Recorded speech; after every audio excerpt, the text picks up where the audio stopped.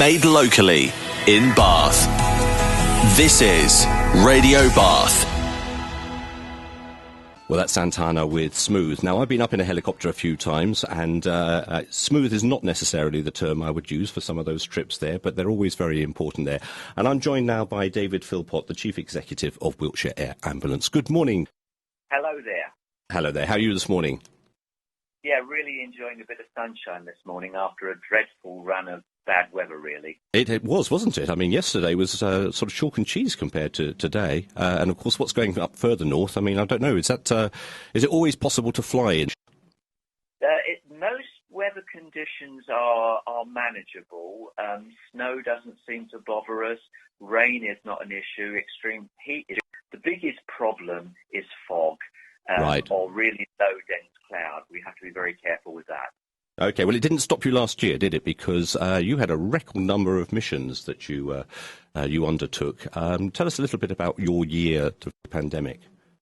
Yeah, it was interesting because the first lockdown came in. We saw the nature of the calls that we attended. So there wasn't as much traffic on the road, so we went to less or fewer road traffic accidents, but we saw an escalation in domestic violence and suicide attempts. So we were busier than in previous years, and also with a different kind of injury. And our crew, our pilots and paramedics had to do it with enhanced levels of PPE, a much more cumbersome, hot and troublesome way of going about their life-saving work. That can't have been easy. Yes, I'm not surprised there was a reduction in the traffic incidents there, but you still, as you say, had a lot of other things to deal with. I think a third of your missions are for cardiac-related issues. Is that the case?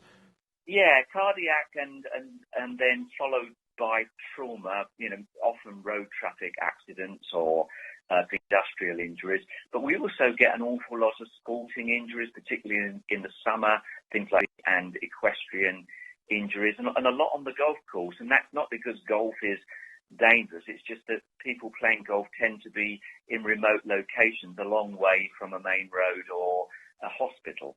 I think anyone who's played golf with me will actually say it can be quite dangerous, to be honest. But I know the sporting injuries you did, a good half of them were equestrian, as you say. That just confirms my suspicion of horses, and when it comes to horse riding anyway. But one of the things that was a big surprise from... riding horses, they tend to be on bridleways, yeah, or in forests and a long way from main roads. So getting to them with a helicopter is a logical one. Yeah, and but not all of your trips are by helicopter, are they? We talk ambulance, but in fact you use multiple vehicles to get people safely to the hospitals. Well, I'm glad I'm still talking to David Philpott. You're there, David, are you? I am indeed, yeah. I thought maybe you'd been called away or something. It was very dramatic there, I thought. We were talking, though, about the fact that the helicopter is particularly useful in the rural areas we've got here where people are particularly isolated, and speed is obviously of an essence. But not all of your journeys are by helicopter, are they? No, we attend very, very local to our airbase or more urban situations in a rapid response vehicle. So we can still get into West Wiltshire and the centre of Bath very quickly by that vehicle. The important thing is not the means of transport, whether it's a helicopter or a rapid response car, but the skills of the paramedics on board. Our paramedics are not ordinary paramedics. That's not to take anything away from ordinary paramedics, but they're critical care paramedics, which means they're trained to degree level and can do some really advanced medical interventions, and also use some very, very strong and powerful drugs that help us get people treated quickly and then get them to the right hospital for the particular type of injury they've suffered. I see. So speed is of the essence, but also speed of treatment is what you're bringing to it as well. Yeah, in the early days of air ambulances, if you go back 25 years or 30 years, it was always about swoop and scoop. You'd land and pick up the patient and get them to hospital as quickly as you can. These days, it's about getting to the patient and then stabilising them. So often your medical team will be with the patient for an hour, saving their life, giving them CPR or actually untangling them from a terrible car crash and making sure they're alive. and then taking them to the hospital. So we save them first and then get them to the hospital, whereas it used to be the other way around, where we just get them to the hospital and hope the hospital could save their lives. That makes sense, because the little first aid training I've done, speed is very much of the essence, isn't it? Getting people breathing again, and you don't just cover Wiltshire. I know that you've been busy in Bath as well. Do you come over here frequently with the rapid response and the helicopters? Yeah, we do. Well, because our air base is in West Wiltshire, we're not far from Trowbridge. We're only 4 minutes by air from Bath. So in the last year, where we did 1,800 missions altogether in both vehicles and helicopters, 80 of those were to Bath, and we actually took patients to the RUH hospital 86 times. So we are regularly attending patients in the Bath area at a rate of more than once a week. Okay, so the people of Bath, should be interested in the work of Wiltshire Air Ambulance as well. I don't suppose you're bound by boundaries at all there. Looking around though, you have done missions right across the area. I see, Swindon seems to be a particularly busy place for you, as you'd expect, and Salisbury.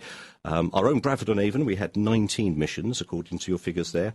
It looks as if Mere is the safest place to live, with just one mission there. I don't know if they've got a healthy lifestyle, or it's probably just a small population there. Do you fly to? Can you fly into the RUH in Bath? Yeah, we can. There's about 6 hospitals that we tend to take patients to because of the specialisms that they have. If one has burns, for example, you might want to take them all the way to Broomfield in Essex because it's a specialist burn centre. So our teams select the hospital based on the injury of the patient. But, people in Bath are very well served by air ambulances because of where Bath is, and indeed where West Wiltshire is, places like Bradford-on-Avon.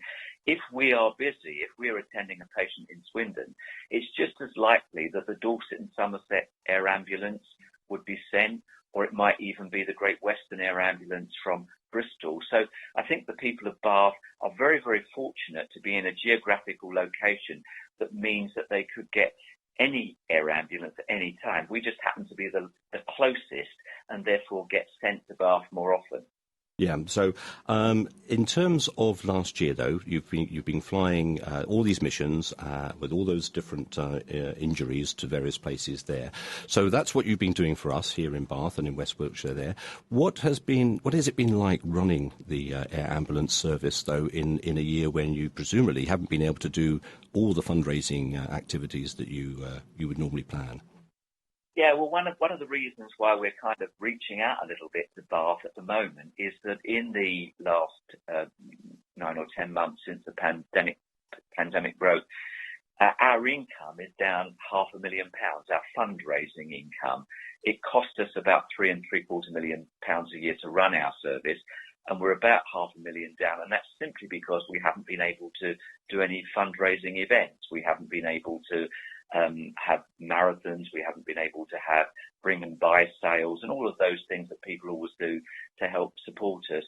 And because Bath has benefited from our service over the years, over 31 years now that we've been in operation, we just decided that it's probably time for us to let the people of Bath know a little bit more about what we do.